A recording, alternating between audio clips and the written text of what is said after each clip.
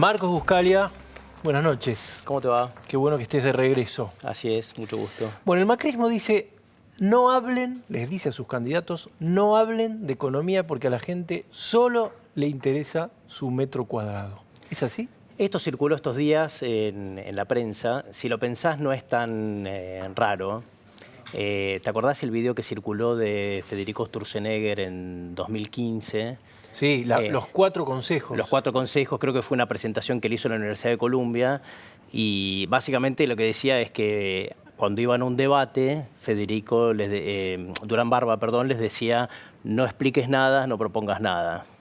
No propongas nada, no hables de tecnicismos. Exactamente. Había 4, ¿no? Sí, y entonces decía, mostrate como alguien confiable. Claro, Esa era la conclusión. habla de tu familia, creo que una cosa así les dijo. Entonces, digo, esto de decir no hablar de economía no es tan raro. Ahora, estamos en una situación especial. Es decir, uno se pregunta por qué estamos donde... Si la economía estuviera creciendo al 5 o 6%, no creo que le dé el mismo mensaje hoy. ¿Me explico? Claro. ¿Y por qué estamos con esto? Fíjate que... Bueno, eso era mi otra pregunta. Claro. En el debate que tuviste con Willy Cohen, muy interesante la semana pasada, fíjate que hubo un contrapunto que me parece un buen punto de partida. Vos le dijiste, Macri no heredó una crisis. Y Willy te dijo, sí, heredó un desastre. Y los dos tienen razón. Vos fíjate, porque vos te referías al metro cuadrado. Al momento de la elección de 2015 no había una crisis en el bolsillo de la gente. No explotó. No explotó. Ahora, para Willy, que es el experto, él sabe que esto era un tren que estaba acelerando contra una pared. Claro, que iba a Venezuela. Pero el votante eso no lo ve. No lo vio. Entonces, es por eso que el gobierno opta por el gradualismo, no, porque no tiene una carta en blanco, un cheque en blanco como tenía Menem, que le dijeron más o menos, hacé lo que sea, pero sacanos de esto, de esta hiperinflación. Bueno, es lo que me dijo Sarguini el otro día. Me dijo, mirá, decirle en el 2002 a la gente, no hay plata, era muy fácil. Claro. Y ahora, bueno, pero y entonces eso va en detrimento de la Argentina, del crecimiento de los votantes. Es que hay otro tema que es interesante, porque si bien Macri opta por el gradualismo, en algunas decisiones que este gobierno toma, muestra una paciencia china, casi te diría, en el sentido de estar tomando decisiones que van a dar resultados de mediano plazo. Te voy a poner un ejemplo que lo hemos debatido muchas veces acá con Carlos. La política monetaria hubiera sido mucho más expansivo para la economía que baje la inflación con un ancla cambiario. Como siempre, digamos. Claro. Entonces, eso de corto plazo es más expansivo, pero después genera problemas probablemente para básicamente salir del ancla cambiario. Este gobierno opta, en cambio, por una tasa de interés, una inflation target, tiene una flotación cambiaria que la gente todavía no entiende. ¿Sí? Ahora, no le encuentran la vuelta a la inflación núcleo. No le encuentran vuelta a inflación, pero justamente fíjate que es un esquema monetario que va a dar, es lo que utilizan la mayoría de los países exitosos en cuanto a tener inflación baja, pero de corto plazo es mucho más costoso. Entonces, la pregunta es, ¿va a tener la gente al momento de la votación esa paciencia china o no? ¿Y vos qué crees? Eso, ahora voy a eso, pero fíjate un segundo tema que nos lleva a decir, bueno, ¿por qué el gobierno no está impulsando un debate sobre la economía en las elecciones? Es muy distinto lo que pasa en el conurbano que lo que pasa en el resto del país. Lo ves esto en los índices de confianza del consumidor, de aprobación presidencial. El presidente es mucho más popular en el interior que en el conurbano. ¿Y por qué es esto? Pensarlo así, si vos tuvieras que te dijera, mira, tenés 3 líneas para definirme este programa, 3 nada más. Yo te podría mostrar cómo este programa no estuvo bien pensado desde el inicio, y te lo hubiera dicho esto mismo en enero de 2016, para ganar en la provincia de Buenos Aires. 3 líneas, bajar y eliminar retenciones. ¿A quién beneficia? Al interior.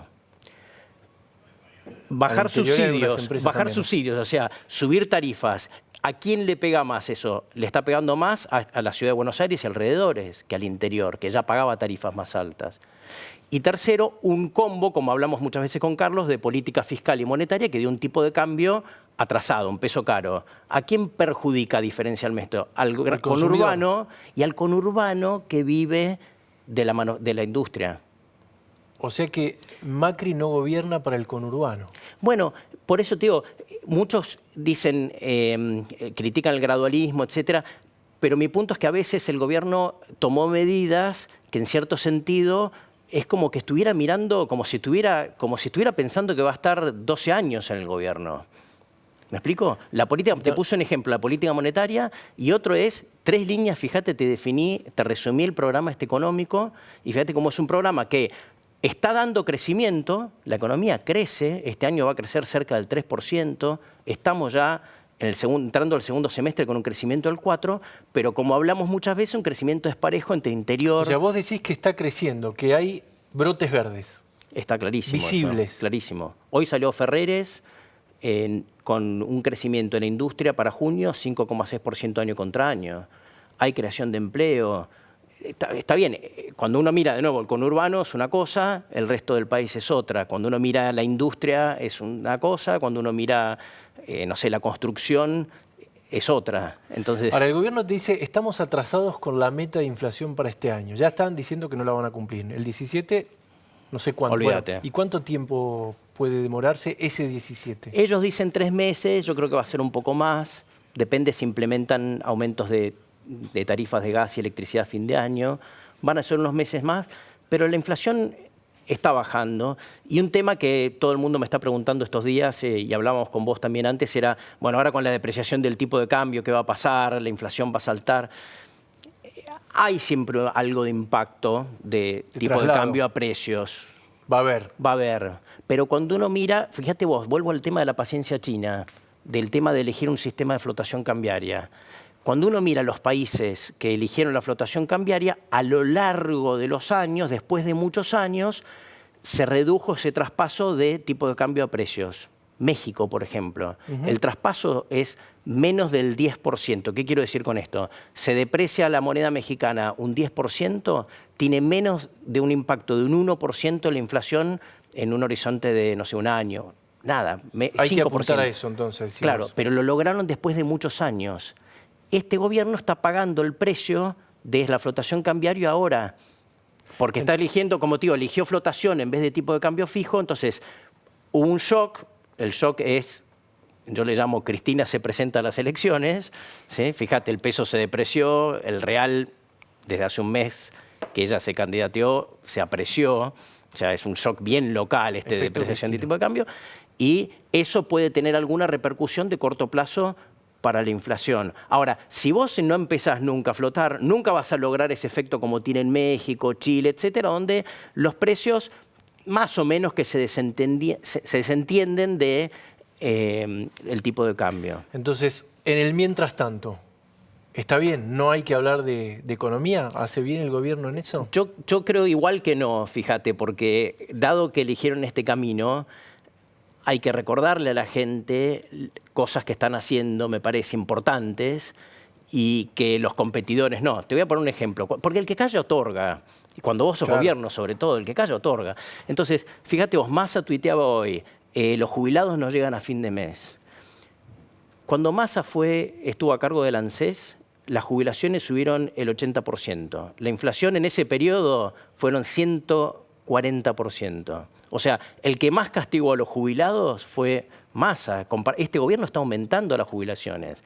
Este gobierno está aumentando la asignación universal por hijo. El monto que gasta como porcentaje del presupuesto, de la economía. Cuando uno mira, no sé, datos de empleo, por decirte, vos podrías compararte con los que te están criticando, por lo menos. El empleo crece poquito, como habíamos hablado. Está despacito, creciendo, muy heterogéneo, pero algo crece, 1%. Cuando Massa fue jefe de gabinete, cayó 3% el empleo. Fue la caída más grande del empleo después de la crisis de 2002. Te va a decir que era por la crisis internacional. Está bien, y ahora es porque recibieron una herencia pesada, como te dijo Willy Cohen la semana pasada, porque Brasil está cayendo. O sea, las circunstancias que la explique Massa, pero la cuestión es el número. Vos decís entonces que el gobierno se equivoca en no contestar. Yo creo que, sobre todo, dado que eligieron este camino, tendrían que explicar más para que la gente al momento de votar entienda, además que al final este programa es un programa de mediano plazo, donde no es ajusto todo de una porque tengo un gran mandato y como hizo Menem, y con eso después puedo tener un crecimiento muy alto. No hay plafón político. Esto va a ser algo más lento. Entonces, si vos no lo explicás a la gente puede empezar a decir, bueno, no sé, no voy a votar como hablaban hoy, o voy a votar otras opciones. A mí me parece que hay que hacer un ejercicio didáctico importante. Yo hablaría de la economía y de ciertos logros que hay. Menos de los que uno desearía, por supuesto, pero hay logros para mostrar. Interesantísimo, Marcos.